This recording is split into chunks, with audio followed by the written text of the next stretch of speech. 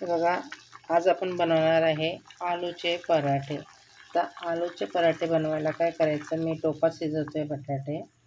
जर का तुम्ही कुकरमध्ये शिजवणार असले तर 2 शिटीमध्ये आपले बटाटे छान शिजून जातात. सर्वात आधी बटाट्याचे पराठे करायला आपल्याला बटाटे अशा प्रकारे शिजवायचे असतात. आणि टोपात शिजतात हे 15 ते 20 मिनटात आपले बटाटे शिजून होतात टोपात. आणि बटाट्याच्या पराठ्याला आपल्याला काय काय साहित्य लागते ते मी तुम्हाला दाखवते. चला मग आपण बटाट्याच्या पराठ्याकरता काय काय घेतलेलं आहे ते मी तुम्हाला सांगते. हे बघा, आपले बटाटे बॉईल झाले. आता मी बटाटे सोलून घेते.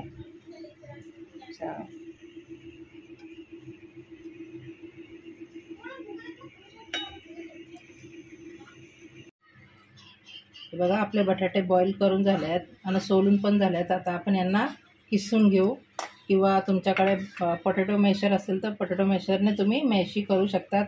मी किसून घेते, कारण आपल्याला असे आलूचे पराठे बनवायचे ज्यात आलूच नाही दिसणार आज तुम्हाला. बघा, असं मोठं जे असते ना आपली किसणी, त्याच्याने ते किसून घ्यायचे. बघा, आपले बटाटे ना किसून झालेले आहेत. आता आपण यात गव्हाचं पीठ टाकणार आहे. मी हे आलूचे पराठे कमीत कमी 6 लोकांकरता करते, म्हणून बटाट्याची क्वांटिटी जास्त आहे. जर का तुम्ही 2 माणसांकरता करत असले तर फक्त 4 बटाटे घ्या आणि गव्हाचं पीठ 2 वाटी लागेल त्याला. वाटी आहे, पण मी हे टाकत नाही याच्यात, कारण आपल्याला हे पीठ ना पाणी न घालताना मळायचं आहे, म्हणून गरज पडली तर मी हे पीठ वापरणार आहे. आता हे बटाट्याचे आलूचे पराठे म्हणजे 6-7 लोकांकरता आहे. तर बघू आता याला किती पीठ लागते. तर हळद तुम्ही स्किप करू शकतात, पण हळद टाकल्याने ना पराठ्यांना सुरेख कलर येतो. हा अजवाईन आहे. तर हा अजवाईन तुम्ही तुमच्या गरजेप्रमाणे कमी जास्त करू शकतात आलूच्या पराठ्यामध्ये, पण अजवाईन टाकल्यानेच आपल्या आलूच्या पराठ्याला टेस्ट येतो. याला थोडासा हातात असं खुश करून घ्यायचं आणि मग टाकायचं. हे बघा, हिरवी मिरचीचा ठेचा आहे, मी नेहमी करून ठेवते. जर का तुमच्याकडे हा ठेचा अवेलेबल नसला तर तुम्ही हिरवी मिरची कापून टाकू शकता किंवा वाटूनही टाकू शकता. आणि माझ्या घरात ना खूप झणझणीत खातात, म्हणजे स्पायसी खातात, म्हणून मी बघा किती क्वांटिटीमध्ये टाकते. जर का तुम्ही लहान पोरांकरता करत असले ना हे आलूचे पराठे, तर ही मिरची स्किप करू शकतात.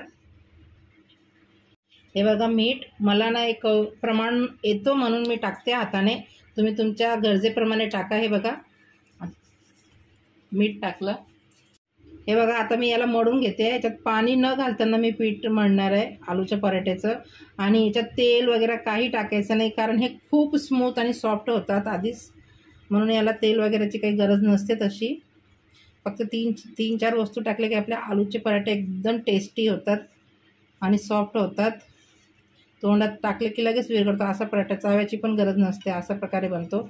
आणि आपला आलू तर याच्यात दिसणारच नाही तुम्हाला. बघा, अशा प्रकारे जर तुम्ही हा आलूचा पराठा तयार केला तर जे पराठे नाही खात असतील ना पोरं, ते पण हे आलूचे पराठे आवडीने खातात आणि डब्यालासुद्धा घेऊन जातात. एकदा जर का तुम्ही बनवला ना तर तुमचे पोरं सारखे तुम्हाला हाच पराठा बनवायला सांगतील, कारण हे लहान पोरांचा आवडीचा नाश्ता आहे.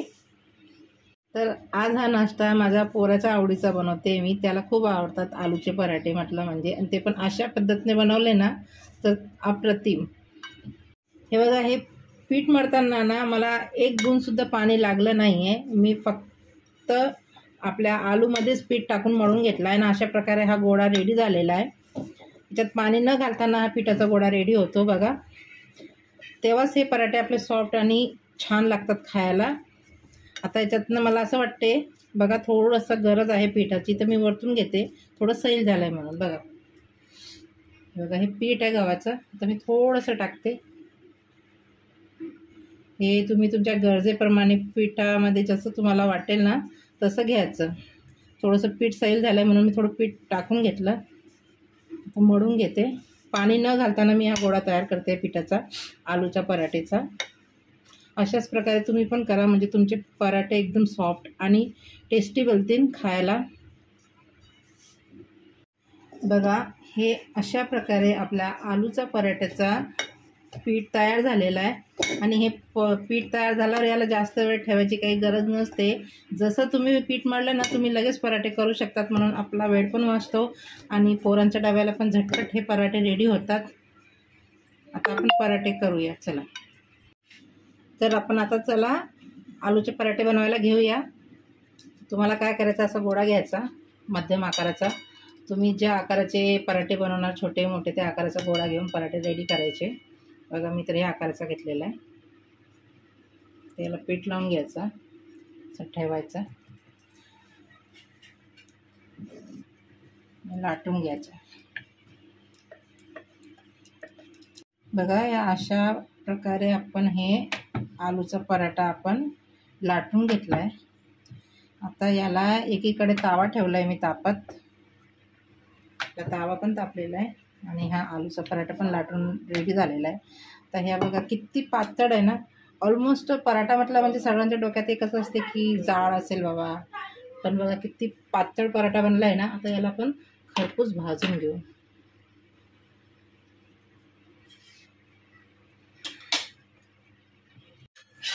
बघा एका साईडने आपला पराठा झाला आहे, त्याचं पलटून घ्यायचं त्याला. या पराठ्याला ना तुम्ही तूप लावून जर का वरतून तूप लावून साजूक तूप लावून भाजलं ना तर याची चव एकदम अप्रतिम होते. पण कसं आहे ना, माझा मुलगा साजूक तूप वगैरे खात नाही म्हणून मी रिफाईंड लावून भाजते पराठ्याला. तुम्ही तुमच्या आवडीप्रमाणे तूप किंवा रिफाईंड लावून याला खरपूस भाजून घ्यायचा. बघा आता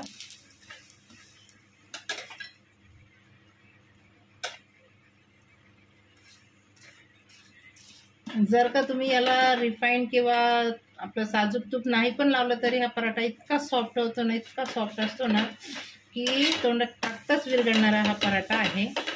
तुम्ही एकदा नक्की ट्राय करून बघा.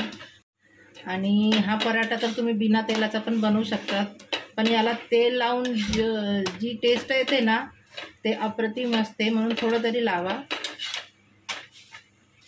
एक चालू पराठा भाजून एकदम खरपूस लाल तांबूस रंगावर भाजून झालेला आहे. अशाच प्रकारे सगळे पराठे रेडी करून घेऊ.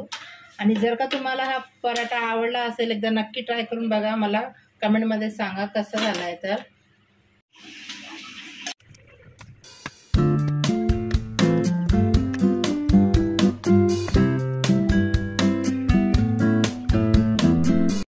बघा आपले पराठे रेडी झाले. म्हणजे आलूचे पराठे एक बूंद पाणी न वापरता इतके सॉफ्ट आणि स्मूथ हे पराठे अगदी तुम्ही 3-4 दिवस प्रवासात सुद्धा वापरू शकतात आणि खराब पण होत नाही. कारण काय आहे, आपण याच्यात पाणी न वापरता हे पराठे केलेले आहे आणि किती सॉफ्ट झाले. यांना फुटता पराठे बनलेले आहे. वाटतच नाही की आपण याला आलूचे पराठे बनवले आहे.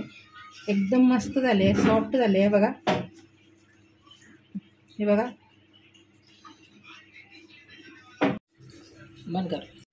आपले अगदी तोंडात टाकताच हे बटाट्याचे म्हणजे आलूचे पराठे रेडी आहे. आता आपण या पराठ्याला दह्याबरोबर किंवा आपली चटणी असते कसली तीळची चटणी, शेंगदाण्याची चटणी, टमॅटो सॉस याच्याबरोबर पण खायला सुरेख लागतात. वाव मस्त. पण दह्याबरोबर यांचा टेस्ट अप्रतिम असतो, म्हणून माझ्या घरी तर दह्याबरोबर खातात. तुम्ही तुमच्या आवडीप्रमाणे कशाबरोबर पण खाऊ शकतात. जर का तुम्हाला हे आलूचे पराठे आवडले असतील तर नक्की तुम्ही करून एकदा ट्राय करा आणि कसे झाले ते मला कमेंटमध्ये सांगा आणि लाईक करा, सबस्क्राईब करा. तुमच्याकडे अशा प्रकारे अजून काही नवीन नवीन रेसिपी असतील तर मला नक्की कमेंटमध्ये सांगा. मी नक्की तुम्हाला करून दाखवेल. चला बाय.